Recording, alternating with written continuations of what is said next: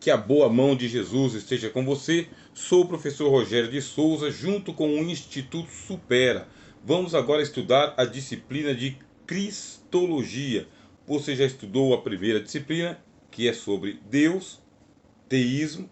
Agora, Cristologia, sobre Cristo. Também já recebeu o nosso material para que você possa acompanhar dentro do roteiro.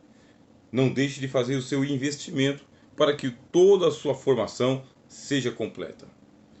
Vamos lá. Cristologia. Esta é a disciplina que se aplica a estudar sobre a pessoa de Jesus. Da mesma forma como nós fazemos com Deus, nós não estudamos Deus, nós também não estudamos Jesus. Nós estudamos sobre Deus e estudamos sobre Jesus. A fonte primária do nosso estudo é a Bíblia, a palavra de Deus. Novo Testamento, justamente.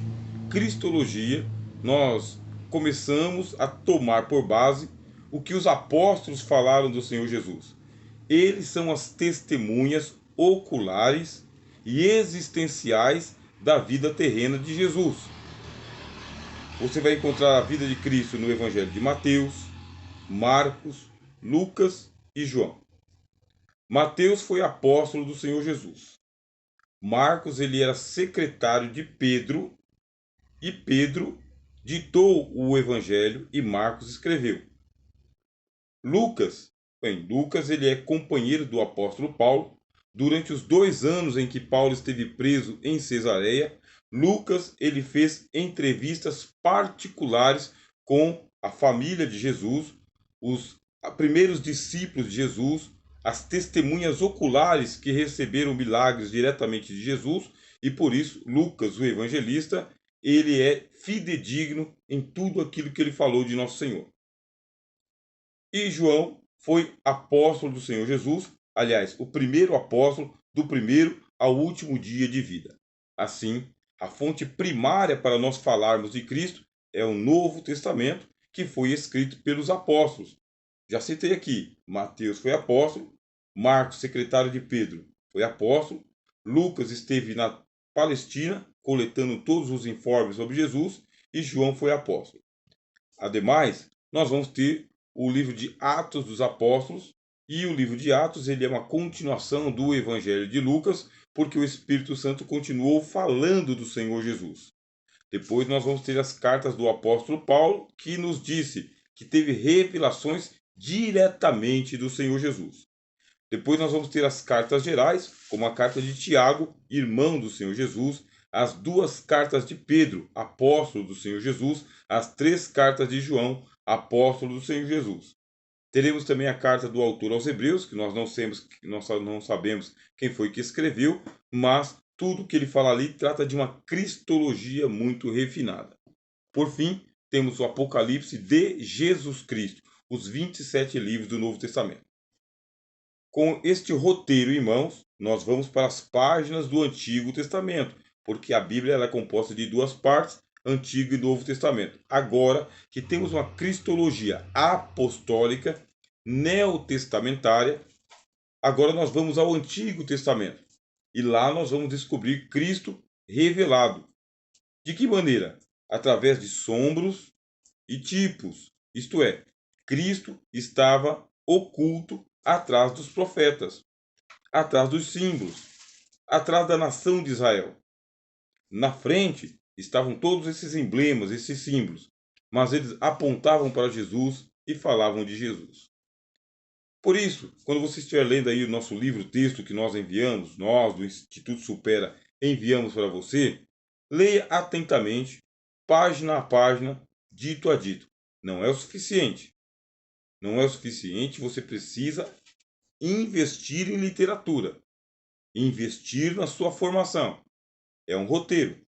Essas 4 aulas que você vai assistir aqui de Cristologia são introdutórias. A gente chama de propedêuticas, para começar a falar do assunto.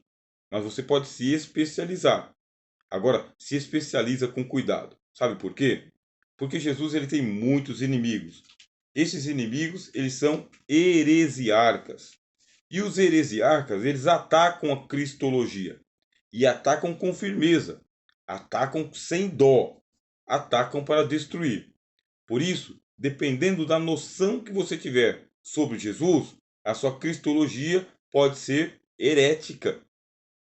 Nós não queremos que você receba uma formação deficiente e não saiba discernir entre a doutrina dos apóstolos sobre Jesus, o que a ortodoxia cristã vem estabelecendo como doutrina desde o primeiro até o século presente, e aquilo que os inimigos têm lutado contra.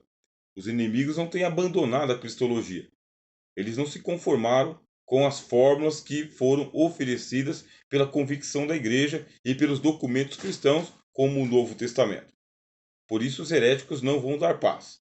Para que você escape dessa sedução que os heréticos oferecem, faça uma excelente formação. Aqui é uma matéria propedêutica, introdutória. O nosso roteiro está enxuto para que você possa ter já uma excelente noção, mas não deixe de investir no seu conhecimento. Nós nos perguntamos aqui no nosso roteiro, no livro-texto: quem é Jesus? Jesus é a segunda pessoa da Santíssima Trindade. Como nós aprendemos na matéria anterior, Pai, Filho e Espírito Santo formam as três bases para a doutrina sobre Deus. O Pai, a primeira pessoa da Trindade; o Filho, a segunda pessoa da Trindade; o Espírito Santo, a segunda pessoa da Trindade. Pai, Filho e Espírito Santo, Deus, um só Deus, três pessoas. Jesus é a segunda pessoa da Santíssima Trindade. Portanto, é Deus. Jesus, ele é Deus. Deus conosco. Deus encarnado. O Deus que se fez homem. O evangelista João, por isso que eu falei para vocês que a fonte primária é o Evangelho. O evangelista João, que foi o último dos apóstolos a escrever, o primeiro apóstolo a seguir Jesus e o último apóstolo a escrever. Ele disse: no princípio era o Verbo estava com Deus, o Verbo era Deus. Pense como que foi caro para o apóstolo João escrever isto. Um judeu jamais diria que uma pessoa humana fosse Deus, a não ser que tivesse plena convicção disso. Ele não cometeria esse erro, porque no livro de Êxodo está escrito: não terás outros deuses diante de mim. Só Deus é Deus. O Shema dos judeus é uma recitação que eles dizem: ouve Israel, o Senhor nosso Deus é o único Deus. Mas o apóstolo João disse: no princípio, do mesmo jeito que existe o livro de Gênesis, que começa dizendo: no princípio criou Deus os céus e a terra, o apóstolo João faz uma paráfrase. O que é paráfrase? É quando você pega um texto e você reescreve ele numa outra linguagem. O apóstolo João faz uma paráfrase de Gênesis 1:1. E ele diz: no princípio, igual lá no Bereshit, no Gênesis, era o Verbo. E o Verbo estava com Deus. Até aqui nenhum conflito. Aí vem o apóstolo João e diz: e o Verbo era Deus. Os heréticos, aqueles que negam a doutrina da Trindade, eles vão fazer uma correção do texto. E eles vão colocar uma palavrinha no meio do texto de João. E essa palavrinha vai transformar a doutrina sobre Jesus numa heresia. Uma pequena palavrinha. Eles dizem assim: João escreveu: no princípio era o Verbo estava com Deus e o Verbo era um Deus. Inclusive, diminuem a letra maiúscula para ser a letra minúscula, dizendo que Jesus ele era um Deus menor, isto é, um Deus criado. Deus criou Jesus, Deus, um Deus menor. Aí esbarra na doutrina herética. A doutrina herética, e eles vão buscar essa doutrina herética onde? Em Platão. Na aula passada, eu ofereci para vocês aqui a citação de alguns filósofos, e nesta de novo. Vou oferecer para vocês aqui a citação sobre Platão. Platão ele tinha esta noção de que o mundo ele foi criado por um demiurgo. Demiurgo. O que é um demiurgo? Demiurgo é o arquiteto.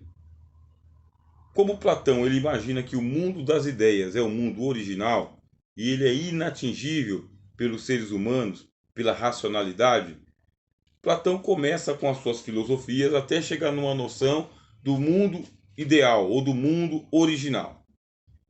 E esse mundo original, ele é eterno. Para Platão, este mundo original, ele é eterno. Mas agora, o mundo sensível, que é esse que nós vivemos aqui, o mundo da matéria, ele não é eterno, ele é transitório. Por isso que Platão entende que um arquiteto é ele quem criou este mundo e ele chama isso de demiurgo. Esse criador seria um demiurgo, um deus menor, um deus que se materializa, um deus que materializa a realidade. Mas Platão ele diz que esse mundo sensível ele é um engano, engano dos sentidos, engano dos olhos, engano dos ouvidos, engano da boca, engano do tato, engano da mente. Portanto, este demiurgo ele é imperfeito. Ele não é onisciente, nem onipotente, nem onipresente. Ele não é justo. Ele não é perfeito. Ele é um demiurgo derivado. Esta noção ela veio parar na tradução dos heréticos. Porque os heréticos pegam o mesmo evangelho que você e eu, que é o evangelho de João, e o evangelho de João diz assim: no princípio era o verbo, e o verbo estava com Deus, e o verbo era Deus. A heresia vem e coloca um Deus, para dizer que Jesus é um Deus menor. Portanto, não é a segunda pessoa da Trindade, porque começou a negar a divindade plena de Jesus. Você que está se formando conosco, está recebendo aqui a fórmula trinitariana. Jesus é a segunda pessoa da Trindade, é Deus. No texto grego, diz assim: no princípio era hologos, que algumas traduções dizem a palavra, outras dizem o verbo. E o verbo estava com Deus. O que é com Deus? No texto grego diz, estava no seio de Deus, estava prostrado, voltado para Deus, face a face. Aqui está o Pai e aqui está o Filho, e o Filho está recostado no seio do Pai, prostrado diante do Pai. É isso que diz o texto grego, porque o Novo Testamento foi todo escrito em grego e o grego de João era muito bom. Jesus é Deus, a segunda pessoa da Trindade. Mas Jesus também é homem, por isso, plenamente Deus, plenamente humano. E como que isso se dá? Se dá por um nascimento virginal, por obra do Espírito Santo. O Espírito Santo, a pessoa da Trindade, a terceira pessoa da Trindade, foi ele quem trouxe Jesus ao ventre de Maria. Aí você vem o Pai, o Filho e o Espírito Santo, a Trindade trazendo o Verbo ao mundo, porque ele estava no seio de Deus. Aí diz o Evangelho de João: Deus enviou o seu Filho ao mundo. Enviou. O Verbo se fez carne. E isto aqui, embora hoje já esteja resolvido pela ortodoxia cristã, essa doutrina demorou para ser entendida. Tanto é que muitos teólogos não sabiam se Cristo era plenamente divino, plenamente humano, se ele era aparentemente humano, aparentemente divino. Os gnósticos falavam que Jesus era dos pleromas, um dos plenos, uma das manifestações do divino, um dos aions, que são potestades superiores e anjos superiores. Os judeus falavam que Jesus tinha uma aparência, mas ele não era real, e por aí vai. Surgiram gnósticos, surgiram arianos, surgiram nestorianos, modalistas, monarquistas, uma gama de cristãos a princípio, que acreditavam que Jesus era o Messias, o Salvador, o Libertador. Mas cristãos somente a princípio. Por quê? Porque assim que entravam no embate com a ortodoxia, com a doutrina dos apóstolos, eles diziam: não, não é isso, os apóstolos estão errados. Aí queriam corrigir a cristologia de Pedro, a cristologia de João, a cristologia de Tiago, a cristologia de Paulo. Quem tenta corrigir a cristologia dos apóstolos vai ter que fazer os apóstolos dizer o que eles não dizem. Negar o que os apóstolos escreveram. Negar o que os apóstolos ensinaram. Entre esses, surgiu um heresiarca chamado Nestório. E o nestorianismo, ele vai dizer que Jesus ele era uma mistura do divino com o humano. Uma mistura. Não era plenamente Deus e não era plenamente humano. Ele era uma terceira pessoa, um terceiro ser, que não era nem plenamente humano, nem divino, plenamente divino. Ele era misto. Havia confusão nas naturezas de Jesus, de acordo com o Nestório. Obviamente que a teologia corrigiu e disse: Nestório, você está errado. Não há confusão entre a natureza divina e não há confusão entre a natureza humana. O que nós temos? Nós temos uma união hipostática. Você lembra que na aula anterior eu falei sobre você manter a caneta à mão e também pedi para você deixar o bloco de anotações fácil aí? Sabe por quê? Por causa do repertório teológico. Essas 4 aulas que você vai assistir, elas são introdutórias. Falei o nome aqui de um filósofo, Platão. Falei uma doutrina do Platão, o Demiurgo.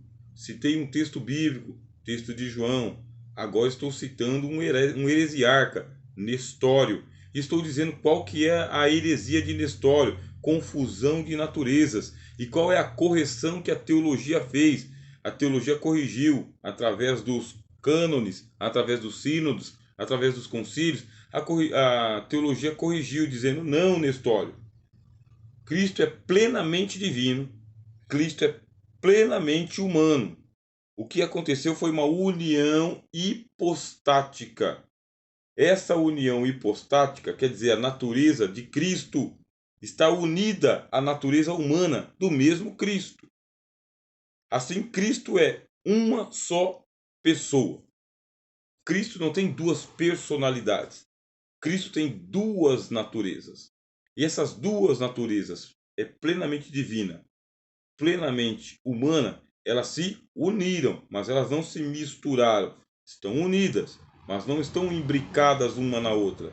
Cristo, ele mantém a sua divindade intacta e Cristo mantém a sua humanidade intacta. As duas se comunicam, as duas naturezas de Jesus se comunicam. É uma só pessoa. Jesus não é um homem esquizofrênico que acha que é Deus. Anotou aí? Vá atrás dos dicionários que você puder encontrar, dicionários teológicos.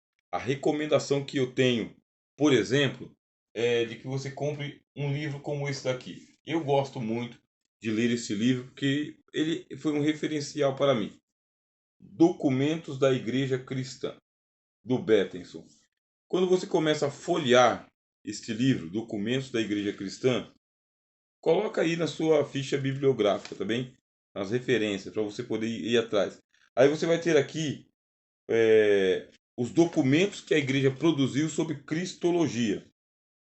As primeiras referências aos evangelhos e a seção de número 4 está aqui, ó, a pessoa e a obra de Cristo. Aí vai falar os homens que Deus levantou para falar sobre Jesus, como Inácio de Antioquia, Irineu de Lyon, Tertuliano, Atanásio, as heresias sobre a pessoa de Cristo, docetismo, gnosticismo, monarquismo, arianismo, apolinarismo, nestorianismo, eutiquianismo. Você vê que não é fácil falar sobre Jesus. A gente está falando de Jesus com muita simplicidade. E é certo, porque nós pregamos Cristo. É o Cristo da pregação. A salvação vem pela fé, a fé vem pelo ouvir, o ouvir pela palavra de Deus, e nós pregamos Cristo.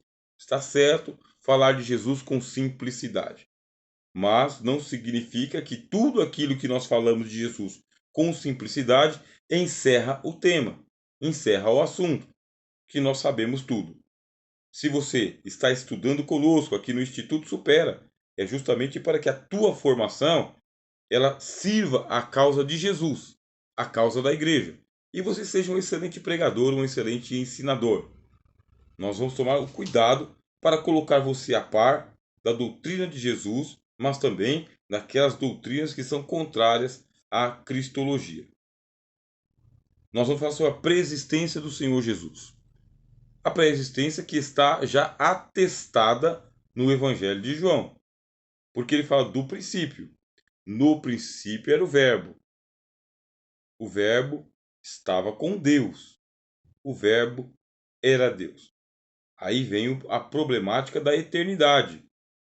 Jesus ele é pré-existente, significando que antes do seu nascimento pela Maria, a Virgem, antes de seu nascimento e concepção pelo Espírito Santo, Jesus já estava com Deus. E, sendo Deus, sempre existiu. Sempre existiu. Mas cadê Jesus no Antigo Testamento? Ele apareceu? Nós não vamos prolongar muito, para que você não fique com os vídeos cansativos. São 4 aulas, cerca de 25 minutos. Mas a gente já pode adiantar aqui. Jesus, no Antigo Testamento, ele é o segredo de Deus. Está oculto. O apóstolo do Senhor, o apóstolo Paulo, falou que Cristo ele era o segredo que Deus estava guardando, o mistério que esteve oculto desde de todos os séculos, desde o início dos séculos, mas se manifestou nos dias dos apóstolos, no início do Novo Testamento, quando Roma estava tomando conta do mundo. Ah, mas e lá no Antigo Testamento? Jesus apareceu, como diz o apóstolo Paulo, Jesus ele era a pedra que seguia a turma no deserto. Como assim?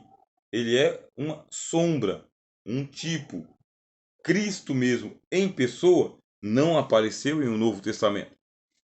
Aí Melquisedeque, o autor aos Hebreus, ele vai falar que o Melquisedeque, ele é uma representação de Jesus, assim como Moisés, assim como o tabernáculo, assim como o anjo do Senhor. O anjo do Senhor não era Jesus. O anjo do Senhor, ele era um anjo comum, enviado em nome do Senhor e que falava com a autoridade do Senhor, mas não era Jesus. Ah, mas eu vi o anjo recebendo adoração, mas o anjo não recebeu adoração para ele, porque ele estava em nome do Senhor, fazendo uma obra para o Senhor, e assim a adoração não era para o anjo, a adoração era para o Senhor que havia dado essa procuração para que o anjo assim o fizesse. Vou ampliar mais esse assunto no próximo vídeo. Quero falar sobre a pré-existência de Cristo, esses tipos e sombras, com você. Quero falar um pouquinho também sobre as profecias messiânicas. Por quê? Porque os profetas tiveram acesso à revelação de pormenores sobre a pessoa do Cristo, a pessoa de Jesus. Profetas homens privilegiados. E aí nós vamos chegar na questão do nascimento do Senhor Jesus, que os teólogos usam o termo ilogerado ou bioplasmado. Jesus foi ilogerado ou foi bioplasmado? Uma terminologia da teologia que vai fazer bem para você aí manter no seu bloco de anotações. Eu sou o professor Rogério de Souza. Estamos trabalhando junto com o Instituto Supera. Esse é o seu curso básico em teologia. Qualquer dúvida que você tenha, entre em contato com o nosso instituto para que a gente possa sanar as suas dúvidas. Até o próximo vídeo. Que Deus te abençoe.